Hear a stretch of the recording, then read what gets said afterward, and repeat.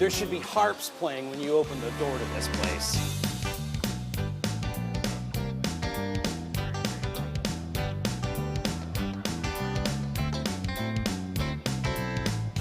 When we started this show years ago, there was one brewery you said over and over again you wanted us to go to, and that was Toppling Goliath in Decorah, Iowa. And we said, maybe someday.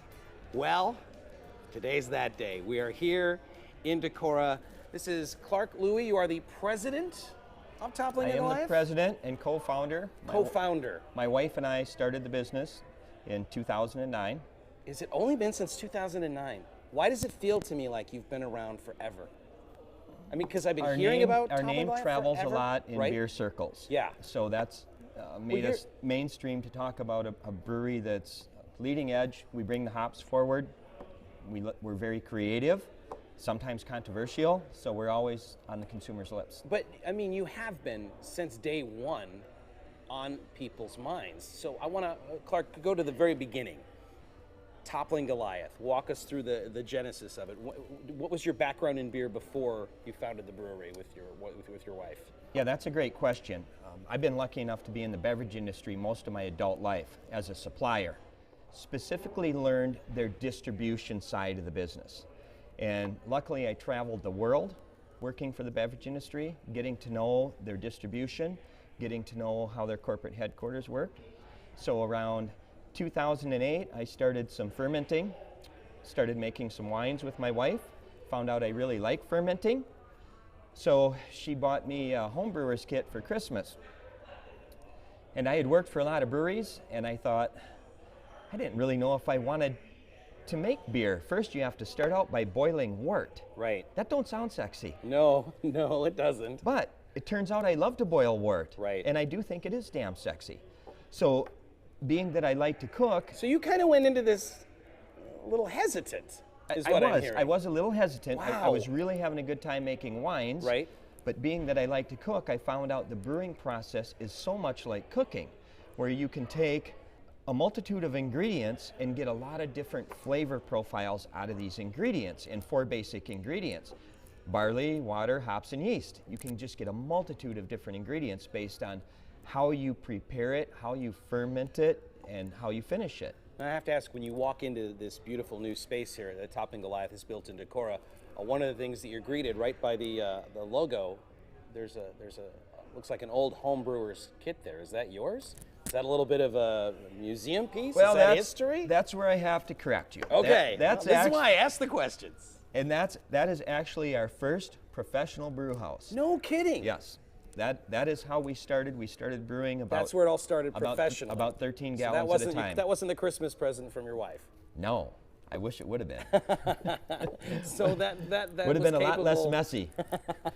So that was the first ever Toppling Goliath system. It was. Wow. That was our first system. So Wow. within a year of starting the company, we grew to a 10-barrel system, and that's where our executive brewmaster came on board, Michael Sabo, who's just absolute phenomenal brewer. By 2013, we had enough confidence in our brands that we moved up to a 30-barrel system, and as you're about to see when we tour our brewery, you'll see our beautiful new 100-barrel system. I've been coming up to Northeast Iowa, and it's just a beautiful part of the state, and Decorah is just as picturesque as could be, but I don't know 10 years ago that anyone would have believed that it was going to be the place where something like a Toppling Goliath could happen. Why Decorah? And I would have been one of them people, I'm saying, by the way. Right. So the main reason it happened here is the right people came together. Because you found it's amazingly talented people here. It's a great gift. Right. Mike came and joined the organization. A multitude of great people came and joined the organization because, number one, they believed in the mission that I'd put together. Number two, we love Northeast Iowa. This is where we like to hike, we like to bike, we like to fish. We have an employee holiday where we all hunt morel mushrooms. So we're really embedded in where we live, and it helped us put together our business model to say, how can we build a destination brewery that doesn't survive on the model of a destination brewery? Because obviously we're not going to have a lot of people in here Monday through Thursday. So our model had to be a model that was going to embrace the 3-tier system, and move our beer to the larger markets in order to build a brewery like this. You talk about the mission and how passionate people here that work for Toppling Goliath are about the mission. How much of that can you share with us as far as the why? I can share a lot of that. What we're really trying to do is create some of the greatest beer available. We don't want to make all the beer in the world, but we want to make the greatest beer that we can. And these are beers that we envision ourselves drinking and are so satisfying to us that we think everyone that likes the particular style that we're pursuing will really enjoy those beers. And you'll find we have our ear to the wall pretty well, so we're listening to how the consumer is receiving our beers, and we're adjusting according to that. But that's definitely the biggest part of our mission, is not to lose the fact that all of our beers have to feel like they were a small batch brewed beer. Right. You know, so that means we're never throttling down ingredients. We're never speeding up the process. We're always patient with the liquid. There are probably ways to make the Toppling Goliath liquid a little bit more cost effectively. There's probably corners that you could cut and the average fan or drinker wouldn't notice. But that seems like you would rather shut it all down than do something like that, right? You're definitely right about that. Right. I mean, there's several processes. You know, you go through our brewery, there's no centrifuge in our brewery.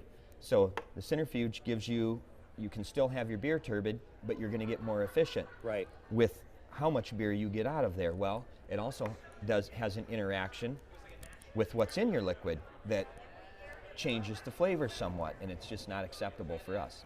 So the styles that you make, what was the first beer that you made that we would know? I mean, you didn't, the Pseudo Sue wasn't the first thing to come out of no, the first beer that really became known is the beer that started this brewery. It's called Dorothy's. Dorothy's. Yes, New World and that's a New World Lager. Yeah. And that beer was a beer I brewed as a home brewer. Okay. And thought to myself, I named the beer after my grandma. After she had passed on, she had done everything in her life for other people. And I thought, you know what?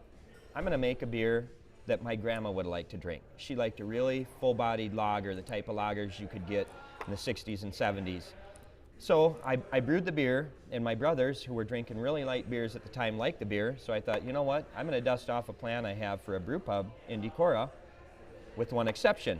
I'm going to get rid of the food, because we're a small town.